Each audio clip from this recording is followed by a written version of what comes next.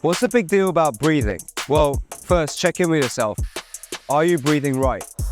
Some things that you can start doing right now to feel the benefits of the breath is, firstly, always be mindful. Are you breathing in through your nose or through your mouth? And are you breathing into your diaphragm or into your chest? So simple breath tests that you can do is put your left hand on your belly, right hand on your chest, and observe, are you breathing into your nose and into your diaphragm?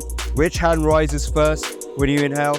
Do you breathe in through your mouth or into your nose? And if you breathe in through your nose, you're doing everything correctly. Because usually when you breathe in through your nose, you automatically breathe diaphragmatically. If you breathe into your chest right now like this, you'll find that you gasp and the air just goes into your lungs, and this isn't efficient breathing.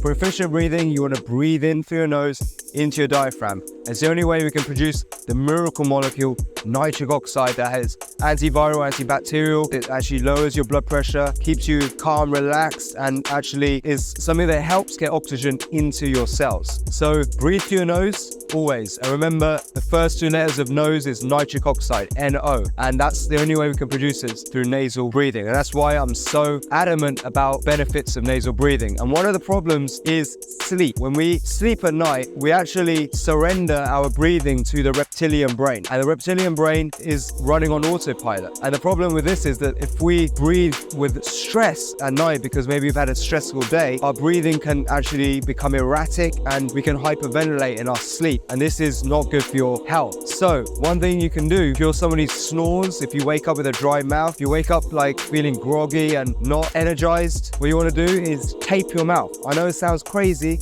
but yes, if you tape your mouth just before you go to bed, you'll fix snoring, you'll get a deeper night's sleep, and you'll also, if you're sleeping in the same room as somebody else, help them have a better night's sleep too. So mouth taping, look into it. It's an amazing thing that you can do if you're a mouth breather and you want to eliminate mouth breathing from today and switch to nasal breathing. So if you love this content, then remember to subscribe to this channel, and you can even leave some feedback or any questions you might have in the comments below.